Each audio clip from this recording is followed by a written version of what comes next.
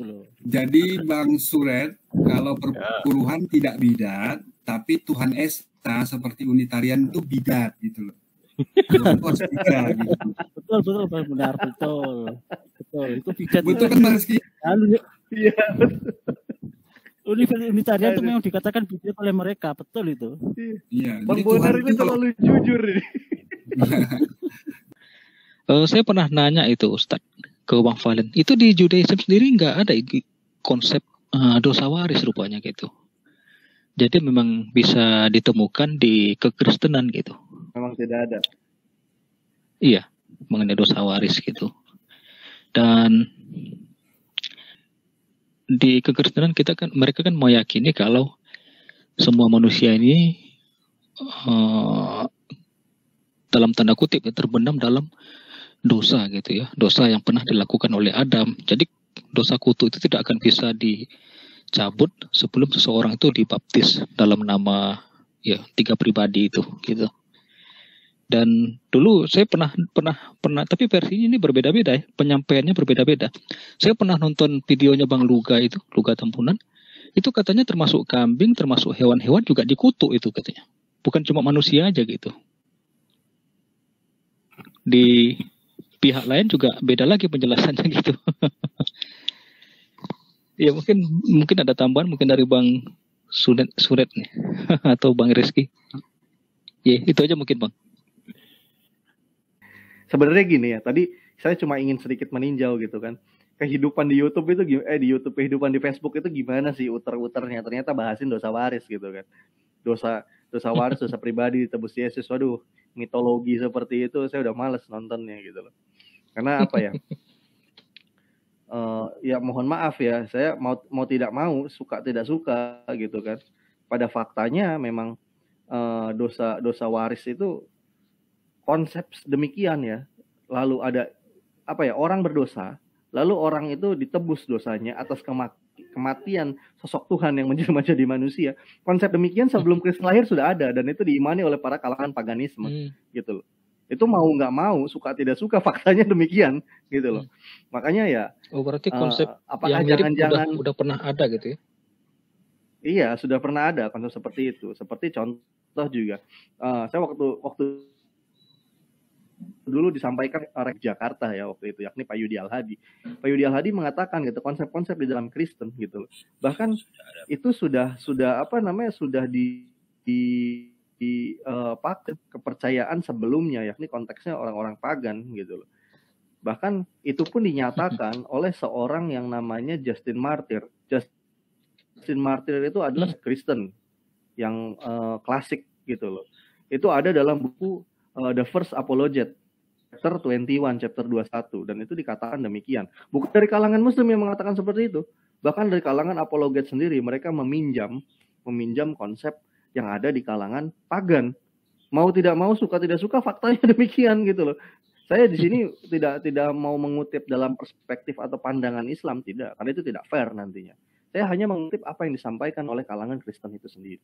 Seperti itu, Bang Hafiz. Mungkin Bang Hafiz mau menanggapi, silahkan. Iya, itu yang Justin Martyr itu bisa kalau dalam bahasa Arabnya itu Justinus As-Syahid nih. Saya punya bukunya itu Ustaz yang berkaitan dengan beliau itu berdebat dengan Philo ya kalau nggak salah tuh, dari orang Yahudi gitu. Nah, itu juga cukup kontroversial juga bukunya. Karena banyak dalam buku itu beliau mengutip ayat-ayat Alkitab yang justru kalau kita cross check ke ayat di Alkitab sekarang itu tidak ditemukan ayat-ayatnya. Nah, itu ada itu. Bingung juga. Nah, seperti misalnya menurut Bang Hafiz ya, dari buku yang Bang Hafiz baca gitu lah. Itu seperti apa penjabarannya? Silakan Bang Hafiz. Iya, itu judulnya kalau dalam versi Arab itu judulnya itu An-Nusus Al-Masihiyah, An-Nusus Al-Masihiyah. Itu kalau dalam versi Inggrisnya saya lupa itu ya, terjemahan itu berkaitan dengan dialog antara Justinus As-Syahid atau Justin Martyr itu dengan seorang tokoh Yahudi gitu, Philo. Jadi di situ uniknya gini Ustaz. Dalam buku itu Justinus Justin Martyr ini menuduh orang Yahudi itu telah merubah Alkitab. Itu ada itu.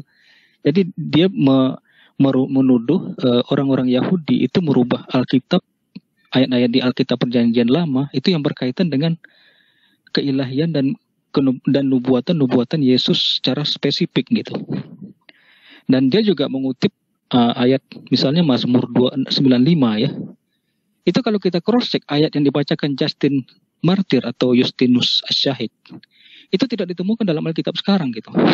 Jadi ada ayat-ayat yang mungkin berbeda mungkin gitu ya, yang beliau baca itu dengan ayat yang di Mazmur 95 gitu. Dia mengatakan Mazmur 95 bacakan sebuah ayat, kemudian kalau kita cross check ke Alkitab sekarang itu tidak ditemukan. Dan itu ada beberapa ayat itu. Atau mungkin karena belum dikodifikasi naskah Alkitab. Saya kurang tahu juga itu pembahasan Ustadz Rizky itu ya, filologi. Cuman ada di situ di bukunya itu. Mungkin gini Pak Hafiz. Benar ya kata Bang Hafiz bilang, belum dikodifikasi. Kan Bible itu kan disusun kan tambal sulam. Faktanya demikian gitu loh. Tambal sulam. Sering ada namanya ayat dikeluar masukkan itu sering gitu. Dan itu bukan lagi menjadi bukan lagi menjadi rahasia, itu sudah menjadi konsumsi publik gitu loh. Dan banyak bukunya berkata mengulas sejarah kodifikasi Bible. Ya, silakan Bang Hafiz. Kitab-kitab apokrifa itu Bang Rizky ya, mungkin ada yang mengatakan begitu gitu. Ayat-ayat yang dikutip oleh Bapak Gereja Klasik gitu kan, ayat-ayat yang pada hari ini dikategorikan sebagai ayat apokrifa ya, kalau itu yang ayat-ayat yang tidak diklasifikasikan ke dalam Alkitab gitu ya. Iya betul. Nah, mungkin Bang Suret mau menyampaikan pandangan, silakan Bang Suret. Fadol, Bang Suret. Ya, sedikit saja lah saya bikin pandangan. Ya. Kalau pandangan saya sih semua itu halu. Dosa waris halu, ketuhanan yang Trinitas itu ya halu kan gitu. Karena ya itu tadi muter-muter semua nanti kalau kita tanyakan. Karena kalau sebuah penjelasan itu ya, sebuah penjelasan apapun ya, itu apabila dijelaskan maka akan pada akhirnya akan mentok, orang nggak akan bertanya lagi. Tapi kalau masalah ketuhanan di Kristen ataupun dosa waris, itu apabila dijawab oleh mereka akan menimbulkan pertanyaan baru. Terus saja akan menimbulkan pertanyaan baru dan nggak pernah selesai. Karena memang halu dia, bukan sebuah keterangan ya, melainkan hanya sekedar ucapan gitu saja. Jadi nggak pernah selesai. Namanya pun halu kan gitu, nggak akan pernah selesai. Bukan penalaran dia sifatnya. Nah, ini Bang Suret, kita sudah kedatangan nih. Oh ya. Iya. Bang Bonar. Udah kedatangan juga nih yang paham ini, yang bersangkutan ini beliau ini Bang Bonar Marasi ini. Marasi, Assalamualaikum warahmatullahi wabarakatuh, Bang Bonar. Waalaikumsalam warahmatullahi wabarakatuh. Untuk semua saudara-saudaraku yang terkasih dalam Allah Subhanahu wa Ta'ala. Amin. Saya kasih komentar bisa ya Bang? Dalam Tuhannya Yesus ya Bang. Iya. Nah, saya kasih komentar. Silakan Bang. Nah ini Bang Bonar harus banyak kasih komentar ini karena Bang Bonar lebih tahu ini. Silakan Bang Bonar, tafadhol. Iya, jadi saya tertarik dengan topiknya ini ya. Sehingga kemudian pertanyaannya begini, apakah dosa waris dan iblis telah berhasil dikalahkan dengan pembunuhan Tuhan anak di salibnya gitu. Jadi apakah dengan pembunuhan Tuhan anak di salib itu telah berhasil menghilangkan dosa waris dan kemudian telah berhasil mengalahkan iblis gitu. Nah kalau kita baca di Bible ya ternyata yang berhasil dikalahkan dengan kematian Tuhan anak di salib itu hanya pembatalan hukum Taurat. Sementara dosa waris seperti yang Bang Rizky tadi sampaikan itu masih tetap ada. Iblis masih tetap ada hingga Yesus itu naik ke sorga. Jadi kematian Yesus itu tidak berhasil menghilangkan dosa waris karena orang masih mati, orang masih bersusah payah untuk mencari nafkah, orang-orang masih tetap melakukan dosa, dan kemudian iblis itu masih ada. Nah, sehingga pertanyaannya adalah apa yang telah berhasil dikalahkan dengan kematian Yesus itu. Saya bisa share screen ya Bang ya. Berarti gini Bang Bonar, saya mau tanya satu sama Bang Bonar. Berarti bisa dibilang tadi kan iblis itu masih ada sampai Yesus itu kenaikan Yesus ke sorga, kan seperti itu ya Bang Bonar? Iya, iya. Nah, sekarang kan Yesus sudah naik ke sorga Bang Bonar, berarti iblisnya udah hilang Bang Bonar? Harusnya sudah hilang karena putra perempuan itu akan memijak kepala iblis, kan katanya gitu. Tapi ternyata iblis sampai sekarang masih dikalahkan. Oleh karena itu, saya share screen ya Bang ya. Silakan Bang Bonar. Ya, yang pertama tentang ini. Tentang apa yang telah berhasil dikalahkan oleh kematian Yesus gitu. Kita mulai dari definisi dosa dulu gitu ya. Dosa itu menurut 1 Yohanes 3 ayat 4 adalah setiap orang yang berbuat dosa melanggar juga hukum Allah, sebab dosa ialah pelanggaran hukum Allah. Jadi dosa itu adalah pelanggaran hukum Allah. Kalau tidak ada aturannya, kalau tidak ada hukumnya, maka kita tidak berdosa. Karena per definisi dosa ialah melanggar hukum Allah. Nah, lalu kemudian apa yang kemudian dikalahkan oleh kematian Yesus?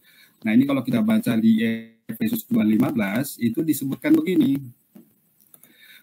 Sebab dengan matinya sebagai manusia ia telah membatalkan hukum Taurat dengan segala perintah dan ketentuannya. Jadi hukum Taurat dengan segala perintah dan ketentuannya itu sudah batal. Kalau hukum Taurat dengan segala perintah dan ketentuannya itu sudah batal, maka kemudian per definisi sudah tidak ada dosa. Jadi semua teman-teman Kristen itu dalam keadaan berstatus tidak berdosa, tidak melanggar hukum Allah, karena hukum Allah itu tidak ada lagi, telah dibatalkan, bukan karena mereka tidak membunuh, tapi karena hukumnya sendiri yang dibatalkan gitu. Jadi ini yang hasil dari pembunuhan Yesus itu. Nah, lalu kemudian di Galatia 2:21 itu disebutkan bahwa memang tidak ada kebenaran dalam hukum Taurat. Jadi Paulus mengatakan sebab sekiranya ada kebenaran oleh hukum Taurat, maka sia-sialah kematian Kristus. Jadi kematian Kristus itu memang untuk membatalkan hukum Taurat, sebab ya tidak ada kebenaran oleh hukum Taurat. Dan kemudian di Galatia 5:4 disebutkan bahwa kamu lepas dari Kristus jikalau kamu mengharapkan kebenaran oleh hukum Taurat. Kamu hidup di luar kasih karunia.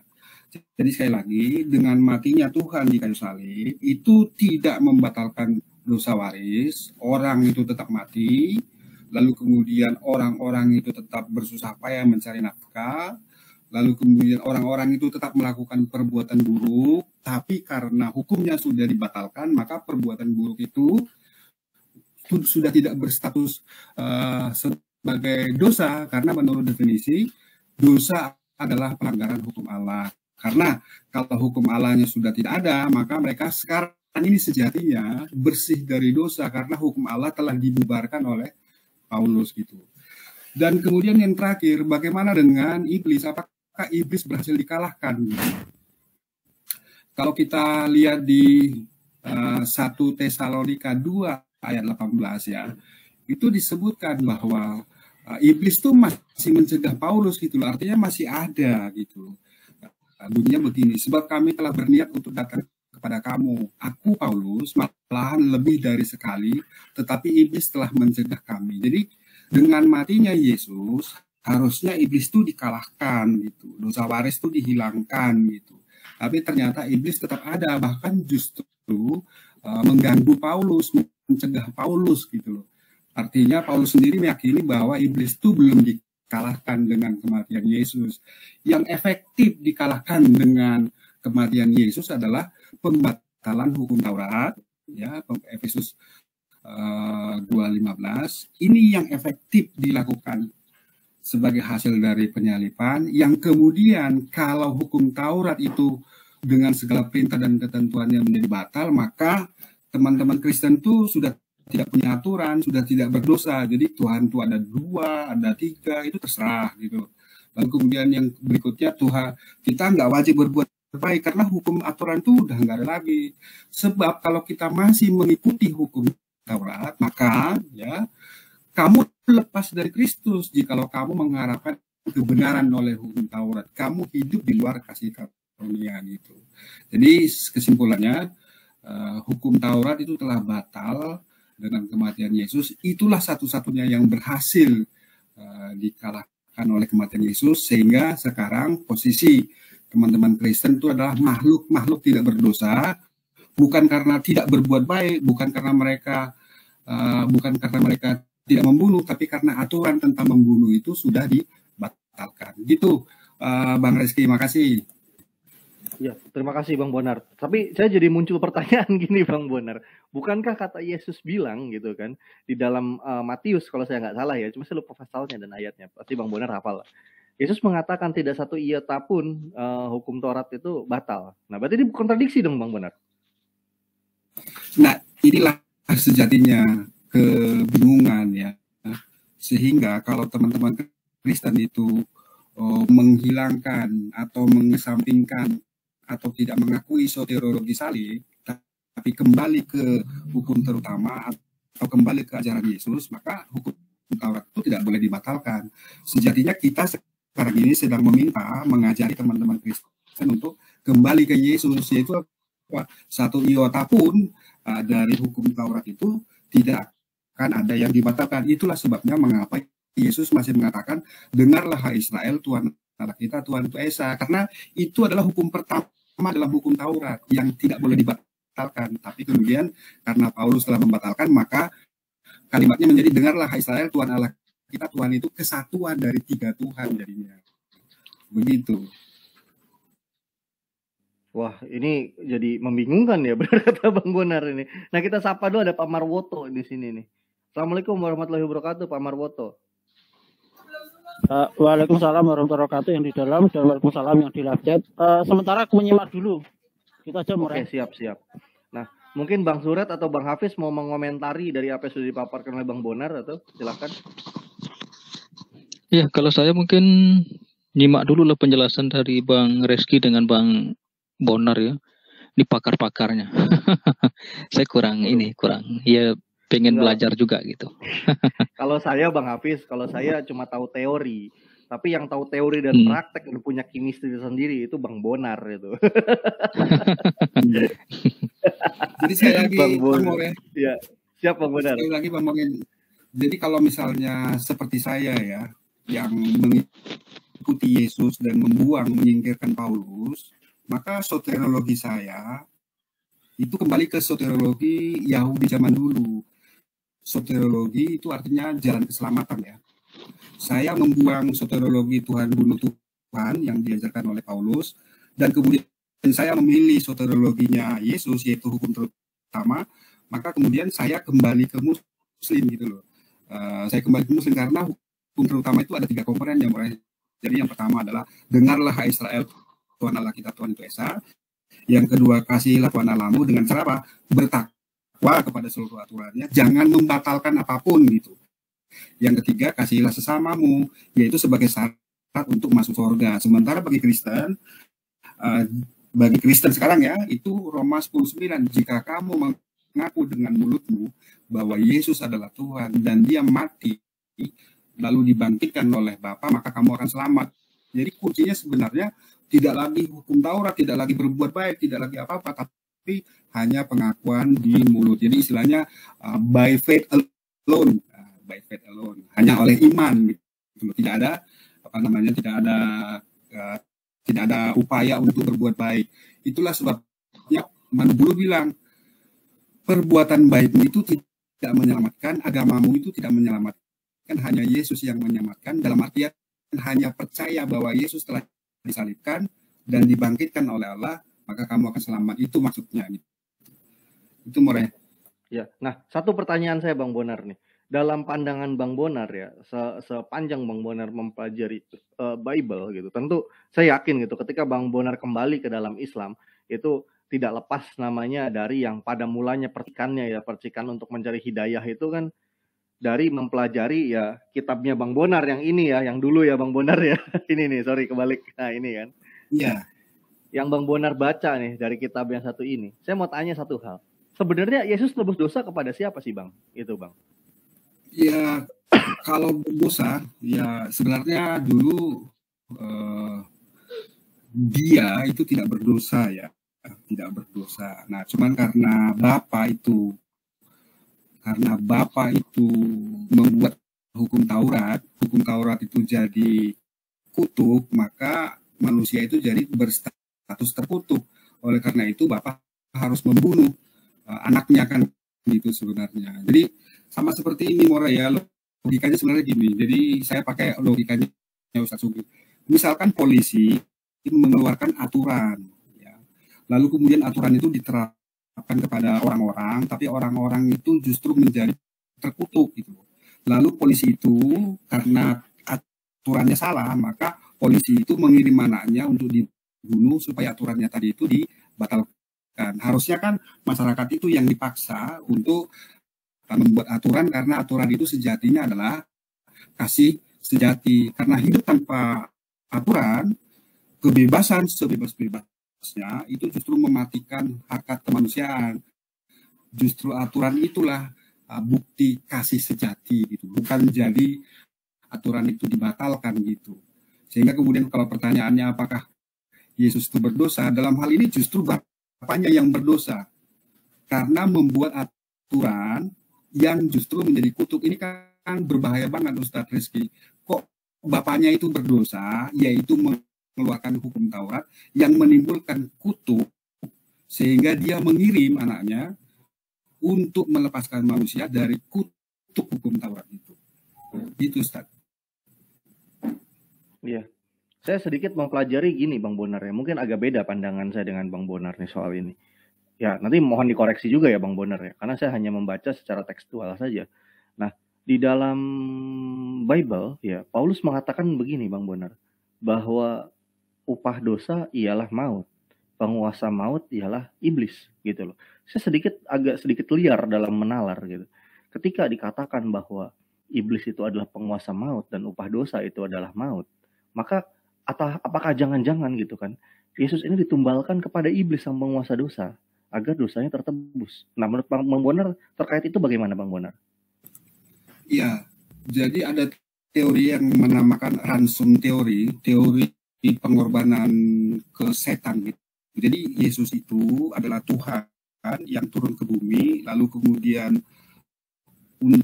dibunuh gitu ya. Lalu kemudian dia dipersembahkan kepada dia yang menguasai dunia, yaitu setan gitu. Jadi ini banyak menerima tantangan, banyak dikoreksi, banyak dikritik, tapi itu adalah teori yang awal-awal, yaitu ransom teori, bahwa Yesus itu dibunuh sebagai tebusan dari kutuk Taurat dan dipersembahkan kepada setan. Itu kan ngeri. Itu memang. Lanjut. Ya. Berarti kadang ada benernya yang disampaikan oleh Manu Bulu ya. Manu Bulu bilang kan dosa itu, maut itu karyanya iblis, karyanya setan kata dia. Berarti ada bener ya dong Bang Bonar ya. Yang sempat viral beberapa bulan lalu ya, 1 bulan yang lalu atau 2 bulan yang lalu kan. Sampai dan ada lagi yang aneh ya, Bang Reski. Jadi kalau kita pelajari apa yang disampaikan pendeta Esra Toru ya, mengapa Yesus harus dibunuh, itu begini ceritanya. Jadi manusia itu jatuh ke dalam dosa. Akibatnya sifat Tuhan itu jadi kontradiktif. Yang pertama, sifat kasih harus menyelamatkan, dan kemudian yang kedua, sifat kasih sifat adil itu harus menghakimi gitu loh. Jadi manusia jatuh ke dalam dosa, Tuhan itu terjebak gitu, tanda kutip gitu. Di satu sisi harus mengasihi, harus melepaskan manusia yang berdosa tadi. Di sisi yang lain, dia harus menghukum setiap perbuatan dosa. Jadi sifat keadilan sama sifat kasih itu bertentangan. Solusinya adalah Tuhan itu sendiri yang turun untuk kemudian mencari jalan tengah. Sebagai jalan tengah, dia akhirnya membiarkan manusia itu tidak dihukum, ya, diselamatkan, manusia diselamatkan. Lalu kemudian sifat adilnya tadi menghukum manusia dengan mencari penggantinya, yaitu Tuhan itu sendiri gitu. Nah, yang jadi masalah adalah kenapa Bapa yang membuat hukum Tauratnya menjadi kutuknya membuat manusia merana, tapi justru Tuhan Anak yang dikirim, harusnya kan Bapa itu sendiri yang dibunuh gitu. Istilahnya dari satu sisi patrisipasianisme, bidat patrisipasianisme itu sebenarnya benar gitu loh. Yaitu Bapa itulah yang menderita karena Bapa itulah yang mengeluarkan hukum Taurat, dan hukum Taurat itu menjadi kutuk, sehingga kemudian harusnya Bapa itu sendiri yang turun ke bumi, ya, untuk dihukum, untuk dibunuh gitu loh. Inilah ajaran patrisipasianisme gitu. Nah, tapi ini ajaran bidat yang mainstream sekarang adalah bukan Bapa yang dibunuh, tetapi anak Bapa yang dibunuh gitu loh. Tapi pertanyaannya menjadi, kalau Bapa yang mengeluarkan hukum Taurat, lalu kenapa kok anak Bapa yang dibunuh? Ini kan justru semakin membingungkan antara kontradiksi kasih, ya, sifat kasih dari Tuhan, dan kemudian sifat adil dari Tuhan. Kalau di Islam, sifat kasih dan sifat adil itu tidak bertentangan, karena manusia diberi akal, diberi otak, lalu kemudian diberi free will. Silakan, kalau kamu mau masuk ke surga silakan, ada jalannya. Kalau kamu mau masuk ke neraka silakan gitu loh. Tapi sejatinya Allah menyediakan bahwa manusia itu sebenarnya adalah makhluk surgawi sebenarnya. Oleh karena itu manusia itu diberi akal, diberi free will, kebebasan memilih, dan kemudian diberi nabi, diberi kitab suci supaya belajar, ya, untuk selamat dunia dan akhirat. Bukan Tuhan yang dibunuh gitu. Maaf Bang Bonar, satu nih Bang Bonar. Tadi saya mendapat WA ya. Ini sepertinya dari umat terjemahan nih. Saudara seimannya Bang Bonar dulu. Dia komentar ke saya, cuma ini saya nggak nge-save nomornya ya. Jadi nomornya asing di saya. Nah, dia bilang di sini, Reski, kamu kebanyakan percaya sama mu'alaf. Mereka itu orang Kristen yang dahulunya memang tidak mengerti Kristen lagi. Gimana nih Bang Bonar nih? Iya, betul ya. Ya, harusnya memang mereka berkata begitu ya. Para mu'alaf itu adalah orang Kristen yang tak tahu Kristen, itu memang harusnya begitu. Karena kalau saya dianggap tahu Kristen, mereka bisa jadi mu'alaf juga gitu loh. Tapi ini aja, apa yang saya sampaikan itu selalu berdalil ya. Ada kitab suci yang saya rujuk, ada ayat kitab suci yang saya rujuk, dan kemudian ada pernyataan teolog yang kemudian saya kutip. Contoh misalnya tadi tuh, Tuhan terjebak akibat dosa manusia, terjebak pakai tanda kutip, itu bisa di teman-teman Kristen pelajari di videonya Ezra Soru yang ada di Pijar TV. Sifat kasih sama sifat adil itu menjadi bertentangan sejak Adam berdosa. Sifat kasih membuat Tuhan harus mengampuni, tapi sifat adil itu harus membuat Tuhan itu menghukum. Solusinya adalah anak Tuhan yang menjadi pengganti manusia. Itu standar mainstream gitu. Itu. Kasih. Ya, terima kasih Bang Bonar. Satu nih Bang Bonar, untuk pesan kaleng nih ya yang nyampe ke saya anggap pesan kaleng lah, karena nggak jelas dia nggak sebut namanya siapa ya, dan nomornya pun saya nggak save. Tiba-tiba WA saya, mungkin ya karena lihat di running text ada nomor kontak saya. Mungkin Bang Bonar bisa menyampaikan nih kepada orang yang satu ini. Saya yakin dia masih menonton. Silakan Bang Bonar. Iya, kalau saya begini ya teman-temanku Kristen ya. Saya telah mengganti soteriologi saya dari ajaran Paulus, yaitu Tuhan membunuh Tuhan, kembali ke ajarannya Yesus, yaitu hukum terutama. Yesus bilang, dengarlah hai Israel, Tuhan Allah kita itu, Tuhan itu Esa. Saya bilang, la ilaha illallah. Lalu kemudian Yesus berkata, kasihilah Tuhan Allahmu, ya, mestinya dengan cara mengikuti aturannya. Maka kemudian saya bilang, ikutlah, taatlah Allah, taatlah Rasul, ikuti seluruh aturannya, jangan ikuti Paulus yang membatalkan hukum Taurat di Efesus 2:15. Lalu kemudian kasihilah sesamamu. Saya menjadikan Ya, kasih sesama sebagai syarat untuk masuk surga, ya, sebagai syarat untuk masuk surga. Berlomba-lomba berbuat baik sebagai syarat masuk surga sesuai ridho dari Allah gitu. Sementara bagi Kristen, ya, berbuat baik itu tidak lagi jadi syarat masuk surga. Karena kalau masih jadi syarat masuk surga, maka itu berarti darah Tuhan itu terlalu ringan, darah Tuhan itu tidak ada artinya. Yesus yang telah mati terkutuk sia-sia. Karena apa? Kalian masih dituntut untuk berbuat kasih. Itulah sebabnya mengapa Manuk Bulu mengatakan bahwa perbuatan baikmu itu tidak menyelamatkan gitu. Pertanyaannya adalah lagi, lalu kenapa kok teman-teman Kristen masih ada yang berbuat baik? Berbuat baik di Kristen itu adalah sebagai wujud syukur bahwa Yesus telah disalibkan gitu loh. Yesus telah disalibkan, mereka telah selamat, lalu kemudian mereka bergembira, lalu kemudian mereka itu berbuat baik. Jadi berbuat baik itu sebagai wujud syukur atas kematian Yesus itu. Sementara kalau di Islam, berbuat baik itu untuk dua hal sekaligus, sebagai syarat masuk surga sesuai aturan dari Allah, dan kemudian sebagai wujud syukur atas nikmat iman. Makanya dalam hari raya kurban itu kita berkurban sebagai wujud syukur atas atas imannya kita, bertakwanya kita, dan kemudian juga kelebihan rezeki yang ada di kita gitu. Begitu Bang. Terima kasih Bang Bonar ya. Mungkin buat tadi yang kirim chat ke saya dan masih nonton ya live kita kali ini di Lentera Rohani Institute ya. Itu pesan dari Bang Bonar. Jadi udahlah, cerdas itu pasti mualaf udah. Saya nggak mau banyak komen panjang lebar gitu. Cerdas itu pasti mualaf. Makanya coba lagi nih, ketika kita mau nanti Bang Bonar bisa komentari, Bang Hafiz bisa komentari, dan Bang Suret juga bisa komentari statement saya termasuk Pak Marwoto ya. Nah, ketika kita mau menguji sebuah kebenaran agama yang kita yakini atau sebuah doktrinal yang kita yakini gitu, kita harus melepaskan dulu yang namanya doktrin atau iman. Memang agak liberal ya, tapi ini memang syarat gitu, syarat mutlak untuk kita menguji apa yang kita imani ini sudah benar atau tidak gitu. Kalau kita masih pakai modal standar, iman saya seperti ini, iman saya seperti ini, tentu kita tidak akan bisa menguji apa yang kita imani itu benar atau salah. Setuju nggak Bang Bonar? Setuju banget. Lanjut, setuju banget. Jadi memang harusnya iman jangan buta gitu loh.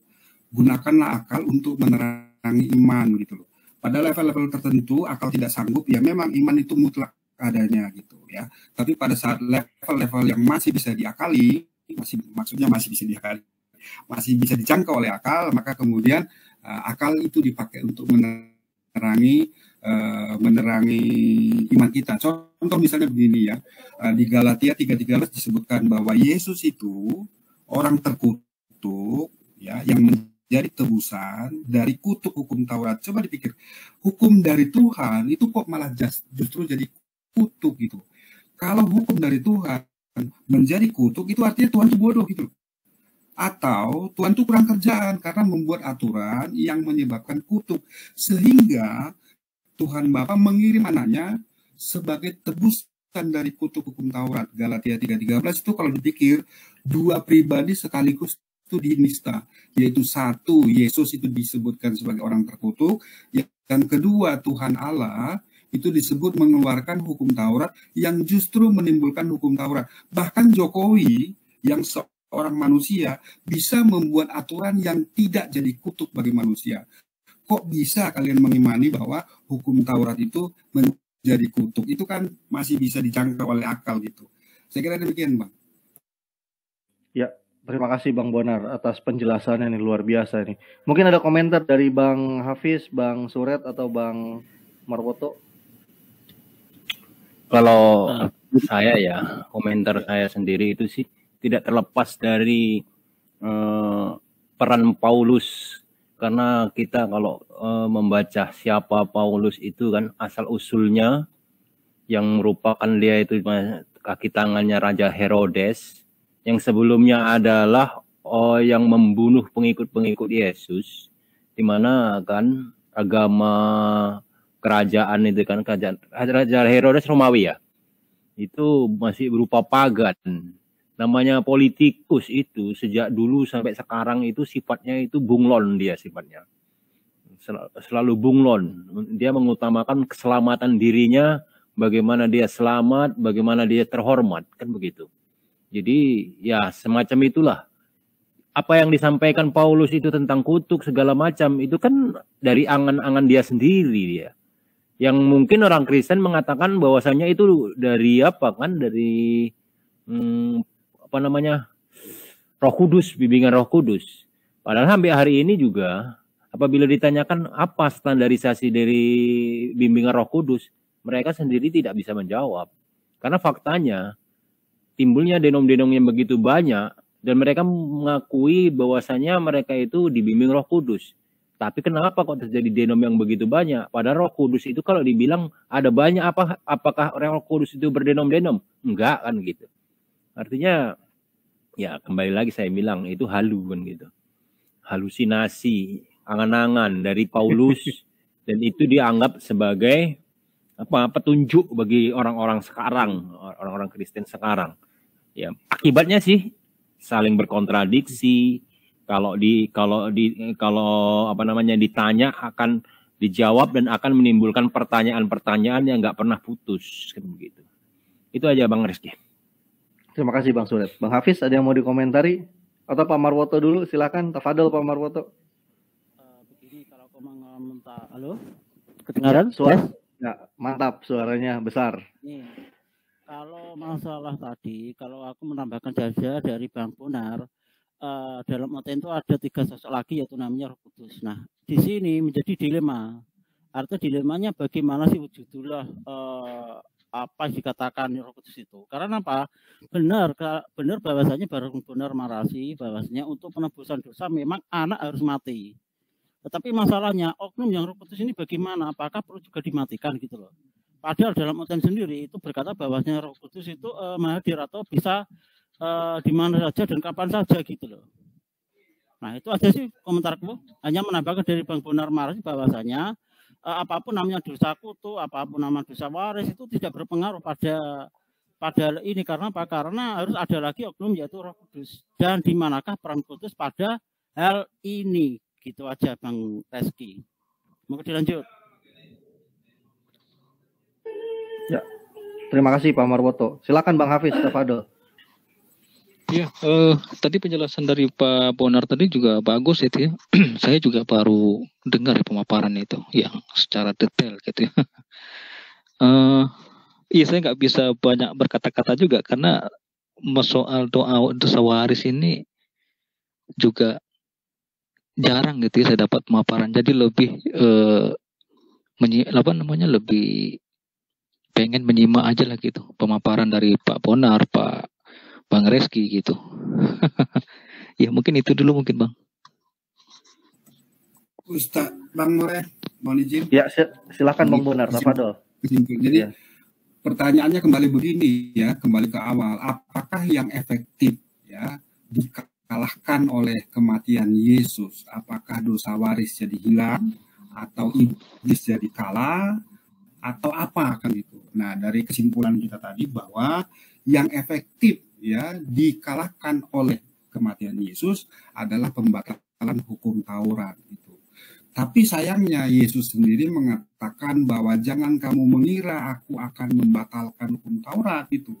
1 iota pun tidak akan ada yang hilang ya sebelum kiamat gitu sejatinya gitu.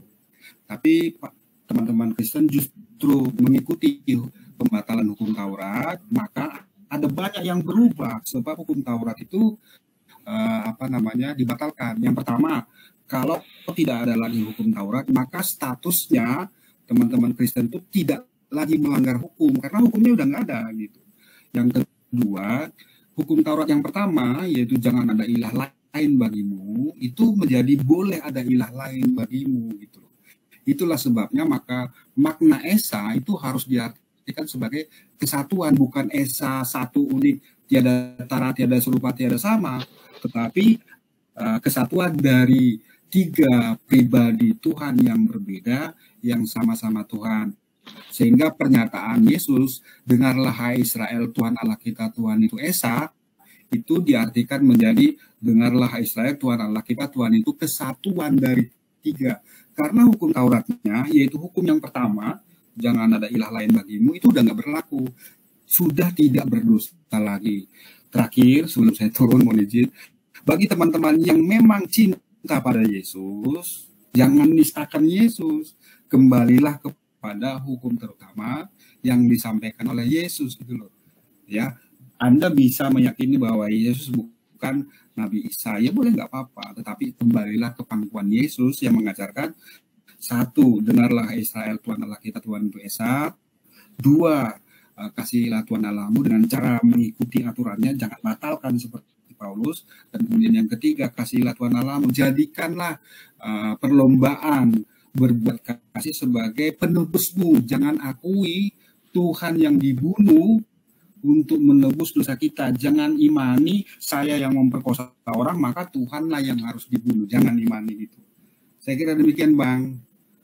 Dan mohon izin saya langsung pamit ke Bang, udah jam 11. Terima kasih. Siap-siap Bang Bonar, siap Bang Bonar. Kalau boleh nanya, itu perpuluhan itu apa bagian dari hukum Taurat bukan? Nah, khusus untuk itu masih diakui, Kalau ketuhanan, jangan ada ilah lain bagimu, itu udah nggak diakui. Gitu. Emang nggak bisa gitu Kalau Bang, sunat, persepuluhan rohani gitu. sunat hati gitu ya. Kalau perpuluhan hati tidak ada gitu. Kalau sunat itu Paulus bilang, jika kamu menyunatkan dirimu, maka kemudian kamu akan Yesus tidak akan berguna bagimu. Jadi sama seperti di Galatia 5:4. Kamu lepas dari Kristus jika kamu mengharapkan kebenaran oleh hukum Taurat. Kamu hidup di luar kasih karunia. Jadi kalau masih mengikuti hukum Taurat, maka Yesus itu nggak ada artinya. Itulah sebabnya denom-denom Kristen yang masih berusaha untuk mengikuti hukum-hukum Yahudi itu dianggap bidat, seperti Advent yang berhari Sabat, tidak makan babi, tidak minum ini, itu dianggap sebagai sempalan lah gitu. Karena mereka masih berusaha untuk mengikuti hukum-hukum Taurat dan ketentuan-ketentuan di Yahudi gitu. Aneh kan, Bang? Oke, saya jadi bingung saya malah. Kalau perpuluhan nggak bidat ya? Nggak bidat. Kalau Tuhan Esa itu memang mereka menginginkannya, itu bukan lagi menjadi rahasia umum gitu loh. Jadi Bang Suret, kalau perpuluhan tidak bidat, tapi Tuhan Esa seperti Unitarian itu bidat gitu loh. Betul, benar, betul. Itu bidat. Betul kan, Mas Rizky? Iya. Unitarian itu memang dikatakan bidat oleh mereka, betul itu. Iya. Bang Bonar ini terlalu jujur ini. Jadi kalau untuk perpuluhan itu nggak bidat, boleh gitu loh. Tapi kalau Tuhannya dikatakan Esa seperti yang dikatakan Yesus, yaitu yang dikatakan oleh Unitarian, maka Unitarian itu bidat gitu. Bang Bonar. Kalau perpuluhan itu bukan boleh, tetapi wajib bagi mereka gitu loh. Wajib karena wajib itu. Memang wajib. Boleh. Karena kata Bang Luga, orang yang tidak membayar perpuluhan adalah orang yang mencuri harta Tuhan gitu. Dan masuk neraka itu. Tapi saya bingung ya, karena dasar persepuluhan itu kan ada di dalam tanah ya, dalam tanah ini gitu loh. Saya belum pernah nemukan satu dalil bahwa kalau nggak bayar persepuluhan itu masuk neraka gitu loh. Itu belum pernah lihat saya di sini. Sekalipun saya lihat tafsiran ya atau pandangan Witrasi gitu loh. Itu belum pernah saya lihat gitu. Makanya saya bingung juga ini siapa Luga ini ya, nabi akhir bulan ini dapat dalil dari mana gitu. Iya. Satu lagi Pak Ustadz More. Siap Bang Bonar. Perjanjian lama disebutkan bahwa dia yang berdosa maka dialah yang harus dihukum, kan itu tidak ada dosa waris.